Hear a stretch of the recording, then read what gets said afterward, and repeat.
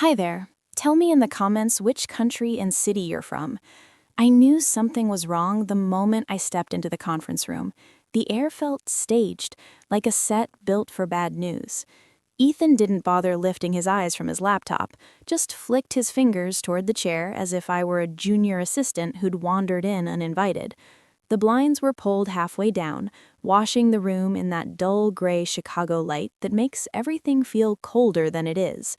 Across from him sat Sarah, leaned back in her chair, arms folded tight, watching me with that look people get when they already know the ending and are just waiting for you to catch up. My name's Clara. I'm 47 years old. I've given 18 years of my life to Adler Halt, one of the top real estate firms in Chicago. And until about 3 minutes ago, I was the senior client manager. Ethan finally looked up, his expression blank behind those expensive frames that never seemed to reflect anything human. "Thanks for coming in, Clara. This won't take long." That was my first warning. "Clearly," I said as I sat, keeping my voice even, "what's this about?" He sighed like I was already exhausting him. "We're restructuring. Your role has been impacted." Impacted? The word bounced around my head like it didn't belong there.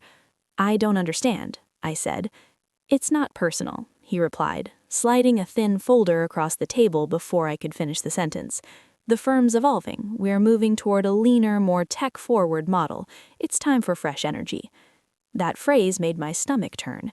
Fresh energy? That's when I looked at Sarah. She didn't shift, didn't blink, just tilted her head slightly, like she was examining a specimen. No apology, no discomfort, just curiosity. I opened the folder slowly. 18 years, $50 million in managed accounts, client retention over 90%, and I'm just done? Ethan smiled, tight and rehearsed. "We appreciate everything you've contributed, Clara, truly, but this is where the firm is headed." I sat there, staring at him, feeling the noise in my head swell. I built this department. I trained the people who now sat in those strategy meetings. I held this place together through market crashes, lawsuits, impossible clients, and now I was being erased with a polite script and a severance packet. Sarah stood up smoothly. "I'll need your badge and your devices by the end of the day." She said it like she was ordering lunch. I rose slowly, my chest burning, but my face calm. "You'll have them," I said, lifting the folder, "after I clear my office." Ethan nodded once and turned back to his screen like I'd already stopped existing. Sarah stayed where she was, eyes on me until I reached the door. I didn't look back. I walked out into the bullpen where the silence felt heavy and deliberate. The click of my heels echoed too loudly. No one looked up, screens glowed, keyboards clicked, everyone pretending nothing was happening. I unlocked my office, stepped inside, and shut the door. Then I just stood there, taking in the room that had been mine for almost 20 years. The desk, the shelves, the quiet. It felt like the space knew before I did. I started with the photo of my son at his high school graduation. It had lived beside my monitor for a decade. I wrapped it carefully in a hoodie and placed it in the box like it was fragile glass. Then the nameplate from my promotion, the handwritten thank you notes from clients who trusted me with their livelihoods, the chipped mug I kept hidden for bad mornings. Each item carried weight, not because it was valuable, but because it proved I'd mattered here. That's when the heat behind my eyes came, sharp and furious. Not tears, anger. 18 years of loyalty, and Ethan erased me with a corporate buzzword. I sat at my desk one last time and looked at the corner where my client notes used to be, handwritten, color-coded, backed up obsessively. I knew those clients better than anyone. I'd flown overnight to fix messes, talked investors down from lawsuits, protected this firm when leadership couldn't. That wasn't something you replaced with software. Ethan never understood that. He only saw dashboards and projections. When he became managing partner, everything became about speed and scale, about stripping out the human parts because they didn't look efficient on paper. I pushed back, told him real estate runs on trust, not platforms. He called it resistance to innovation. That's when I should have known. I packed the last item and closed the box. One box, nearly 20 years reduced to something light enough to carry. I walked out and passed Sarah by the glass conference room. She glanced up and smiled, thin and satisfied. "You'll land on your feet," she said. I didn't slow down. Wasn't planning on falling. Her smile tightened. The elevator ride down felt endless. When I stepped outside, the cold air hit my face hard. I held the box close and walked to the garage without turning around. That night, sleep never came. I stared at the ceiling, replaying the meeting over and over. Then at 2:30 a.m., my phone lit up. Unknown number. I almost ignored it. Something told me not to. "Clara," Ethan said. His voice was strained. "We have a serious issue. Systems are failing. Clients can't access accounts. Data's unstable." I sat up slowly. "You replaced my infrastructure," I said. "You wanted control." "I need you to come in now," he said. "No." Silence. Then he tried again. "We're bleeding. If this goes public..." I cut him off. "Then maybe you should have listened when I told you those servers couldn't handle the load." "You built the system," he said. "Exactly, and you tore it apart." I hung up. He wasn't calling because he respected me. He was calling because he had no one else. At 4:16 a.m. he called again. I let it ring. When I answered, he didn't waste time. "We need you here now." "Why isn't Sarah handling it?" His pause answered. "She's trying, but everything's collapsing." I stayed calm. "Sounds serious. We're losing real money, Clara." I walked into my kitchen, poured water.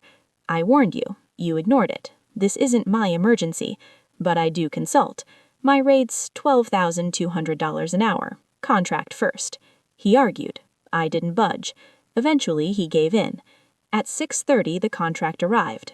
I edited it, raised the rate, added clauses. 10 minutes later, approved. I got dressed slowly, pulled out my old flash drive, and looked at myself in the mirror. I didn't see someone broken. I saw someone they needed. By the time I parked beneath the Adler-Halt building, the sun was just coming up. I sat there for a moment, looking at the tower that used to own me. I didn't feel small anymore. I felt sharp, focused, dangerous. Then I got out, locked the door, and walked in. The front desk was empty when I walked in. No greetings, no fake smiles, just the flicker of hallway lights and the buzz of distant voices echoing down the corridor. I took the elevator straight to the 5th floor. The second the doors opened, I could smell it. That burnt plastic scent no one ever wants in an office with a server room. Something had overheated bad. People were scattered across the floor like a crime scene. Half were on phones, the other half huddled over laptops.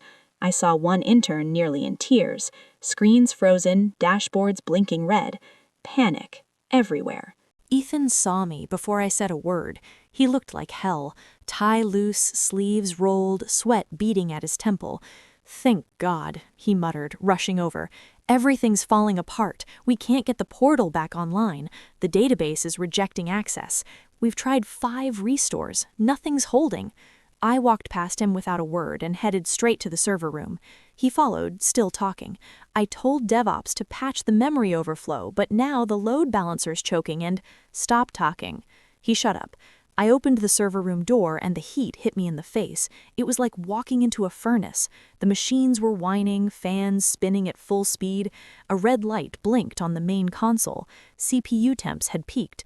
Who the hell authorized running real-time analytics through the primary pipeline? I snapped. Ethan looked lost. I thought Sarah said it would optimize. Jesus, Ethan. I crouched, yanked open the bottom panel and pulled the logs. Error after error, memory leaks, overload on the processing queue, CPU spikes. It wasn't just bad, it was nuclear. I pulled out my flash drive and plugged in, scanned the logs, pulled up the cooling cycles. "You've got maybe 4 hours before these processors fry for good," I said. "We need to shut it down now." "That's not an option," he barked. "We're already losing clients by the minute. You'll lose the entire system if we keep running it like this." He didn't answer, just stood there, watching me with that same look he gave when he realized I was right and couldn't admit it. I stood up, wiped the sweat from my forehead, and turned to the tech on standby. 12 hours shutdown, full system reboot, no exceptions. Start with the mainframe, rotate to support servers. I'll oversee the staging. The guy nodded fast and ran off. "Clara," Ethan said, his voice low, almost pleading, "if this goes down for that long, we're going to take a massive hit." "Too late, you already took it." He opened his mouth again but didn't say anything, just ran his hand through his hair and backed out of the room. I stayed focused, pulled up a chair, monitored every temperature reading, every cycle report, every power draw. A few minutes later, Sarah showed up. "I can help if you need." I didn't even look at her. "No offense, but if you knew what you were doing, I wouldn't be here." She bristled, crossed her arms, and stood against the wall, watching. Useless.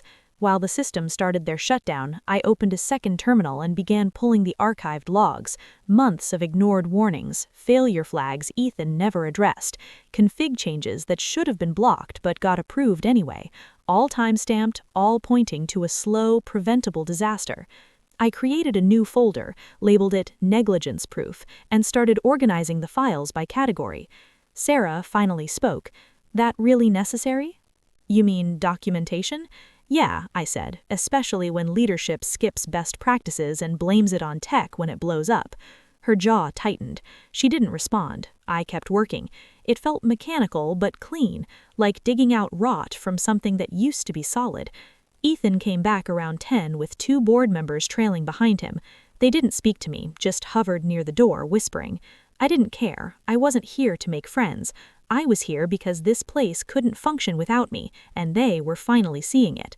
I looked over my shoulder at the chaos outside the glass walls, then back at the screen. The numbers were stabilizing, temperatures dropping. The system was coming back under control.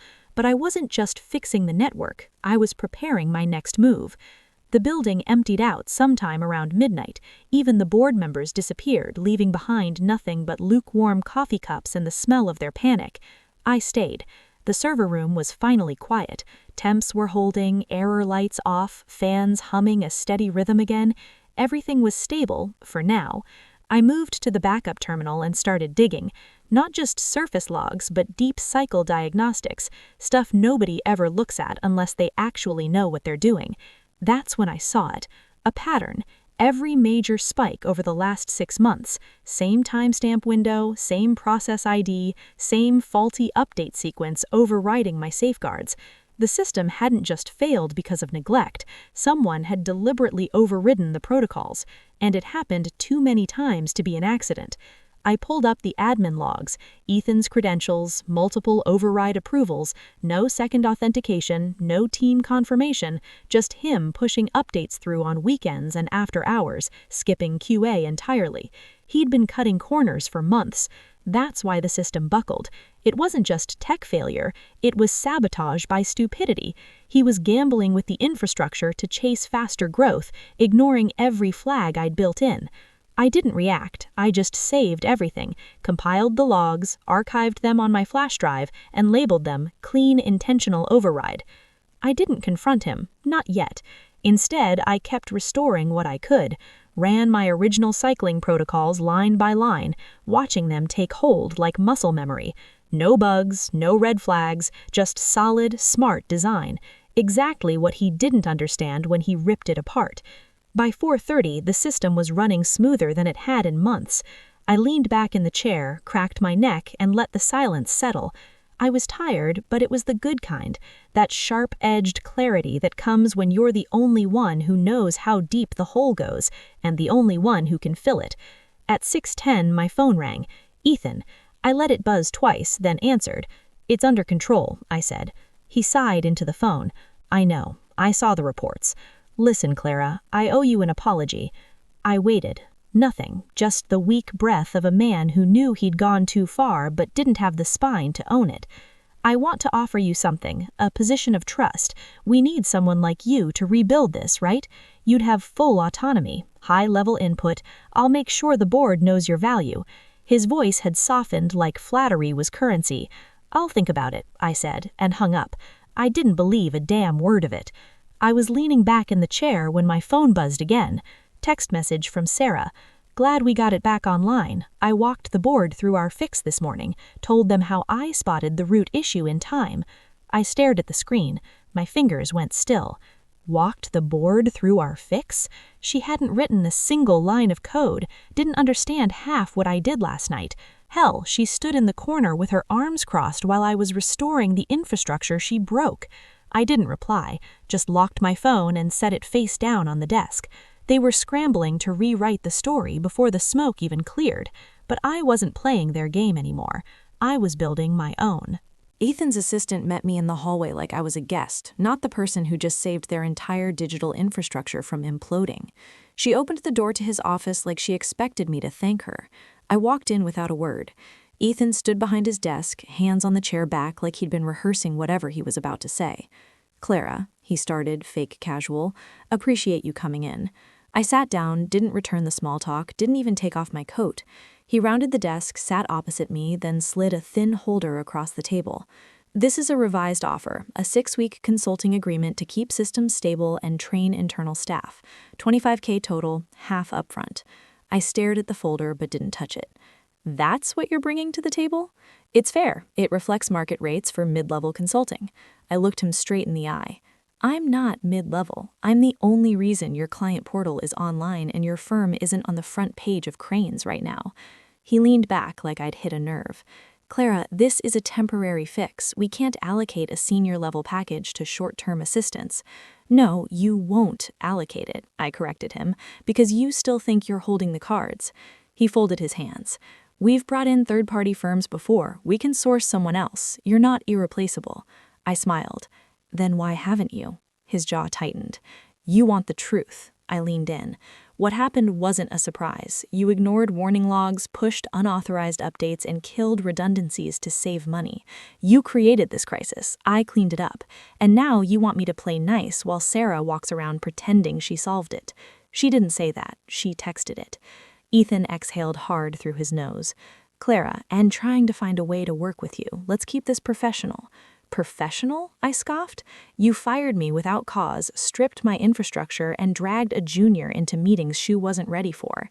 Now your systems are held together by duct tape and wishful thinking, and you're lucky I'm even in this damn chair." He didn't respond, just stared at me with that glassy look, like he was starting to understand just how far out of his depth he was. I opened my bag and pulled out a new folder, thicker, highlighted, ready. "Here's my offer," I said. "Retain me for 6 months minimum at my full hourly rate. Add a performance bonus tied to system recovery benchmarks. You give me direct authority over the rebuild and full access to all internal documentation. Sarah doesn't touch any of it. Neither do your outsourced devs." He skimmed the first page. "This is triple what we budgeted." "Then triple the budget." "You're pushing it, Clara." "No," I said calmly. "I'm done being pushed." He looked up again. The panic was back, but now it was laced with something else. Resentment. "What makes you think we'll agree to this?" I stood, gathered my things slowly, because you know damn well no one else can fix this without me. Not in time, not correctly. "You're overestimating your leverage, and you're underestimating mine." I turned toward the door, paused, then looked back. "Clock's ticking, Ethan. Every day you stall is another client you lose. I'm not begging to come back. You're begging to survive." He didn't say anything. I walked out without waiting for a response. I got back to my apartment just before 10, dropped my bag by the door, kicked off my heels, and let the silence wrap around me. I hadn't even eaten all day, but instead of making dinner, I sat down at the kitchen table and opened my laptop. I wasn't done. I pulled up my consulting draft, added a clause for audit access, and reworded the liability section. If Ethan signed it, I was going to make damn sure he couldn't spin it later. Then, right as I was about to shut it down for the night, my inbox pinged. Subject line: "You should see this." No name, no greeting, just a zip file and a short sentence. This isn't just about the system. I stared at it for a second, mouse hovering. Could have been junk, could have been malware, but something in my gut said otherwise. I opened it, scanned fast, then stopped breathing. Internal emails, PDF attachments, transaction records, a memo labeled Projected Infrastructure Stress Points, external sync trial dated 6 months ago. All of it signed off by Ethan. Only the document wasn't from our firm. It was from a rival Keystone Group. Another file, Ethan's name, an NDA, a contractor agreement with them. He wasn't just ignoring my system designs, he was feeding them to Keystone while actively pushing updates that would guarantee system collapse. And the timing, it all lined up. The failures, the job cuts, my termination. He planned it. All of it. This wasn't some misguided modernization push. It was a setup, sabotage, straight up, deliberate, and personal. And I was the target. My chest tightened, but I stayed still, focused. I forwarded everything to my attorney with a single line. Call me first thing. This changes everything. Then I zipped the documents into a private folder and made 3 copies: cloud, flash drive, and off-site backup. By the time I crawled into bed, I wasn't angry. I was locked in, cold, clear, and ready. The next morning, I walked into Adler Halt and asked to see Ethan. His assistant tried to stall me. I didn't wait, just walked past her and pushed open his office door. He was on the phone. He waved me off like I was interrupting. I dropped a printed stack of those files on his desk. He froze. "Call you back?" he muttered, then slowly set the phone down. "What is this?" "Proof," I said, "of what you've been doing behind everyone's back." His eyes darted down the pages, the NDA, the memos, the external correspondence. His face drained. "I can explain," he said, standing up fast. "It's not what you think."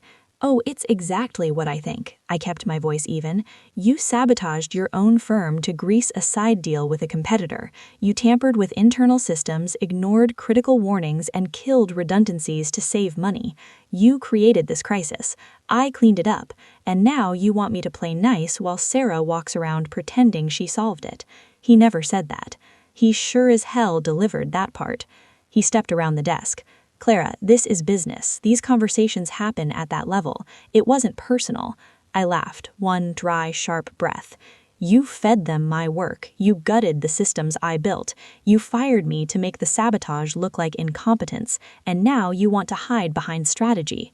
He reached out, tried to calm the air with both hands. "Let's not make this bigger than it needs to be. We can work something out. You have leverage, we both know that, so let's use it the smart way." I stepped back. "You mean help you cover it up?" His mouth opened, but nothing came out. "I already sent it to my lawyer," I said, "and if I don't get everything I'm owed and then some, I'll send it to the board, the clients, and every publication that covers finance in Chicago." His face twitched. "Clara, this could ruin me." I stared him down. "Good." He didn't move, didn't speak. I turned and walked out, my heels sharp against the tile. It wasn't just about getting even anymore. Now it was about burning down the whole lie. By the time I made it back to my desk, there was already a message waiting. "Board wants you in the conference room, 15 minutes. No signature, no explanation, just that." I didn't change, didn't prep. I walked in with the same folder I dropped on Ethan's desk, the same files, and a look that told every person I passed not to get in my way. The boardroom was full. 7 members, all suited up, half of them already looking uneasy. Ethan stood at the head of the table, arms folded tight, trying to play composed. He didn't look at me. I walked straight to the other end of the table and didn't sit, just opened the folder and started laying out the papers. "I'm here because the company you trusted to lead your tech strategy has been feeding your proprietary system data to Keystone Group." That landed like a brick. "Excuse me?" one board member asked, eyes narrowing. I kept going. Ethan signed an NDA and consulting agreement with them months ago. At the same time, he pushed code changes that crippled our systems and put us in crisis. He fired the only person who understood the infrastructure and nearly tanked client trust, all while setting up an exit strategy that would make him look like the hero during a merger. Ethan cut in too loud. "That's not true." I didn't flinch. "I have email chains, admin logs, and metadata showing file transfers directly from our internal servers to Keystone Consultants. All of it happened under his credentials." A second board member leaned forward. "We're going to need to see those files." "They're in your inbox now," I said, tapping the phone on the table. "Timestamped, verified." Ethan looked like he'd swallowed a rock. "This is a hit job. Clara's twisting information to make it look—" "You authorized the updates that removed firewall protections," I said, cutting him off. "You bypassed DevOps and fast-tracked destructive load testing. You cut me out to give the illusion the system was failing because it was outdated, not because you gutted it." One of the board members turned to Ethan. "Did you approve these transfers?" He didn't answer. "Ethan," he cleared his throat. "There were exploratory talks, that's all. No formal deal." Exploratory talks don't come with signed NDAs and money moving between accounts. I dropped one final sheet on the table, a payment confirmation with his name on it. "You sold them pieces of our tech, period." Silence, thick and sour. I didn't wait. And I leaned forward, palms on the table. I've held this company together through every storm you didn't see coming. Now I want what I've earned." A few heads turned.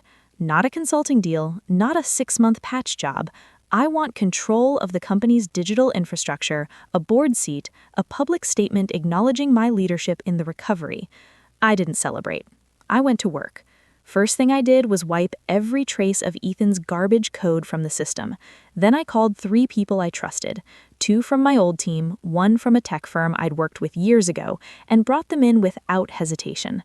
I didn't care about titles or egos. I cared about people who could build something real.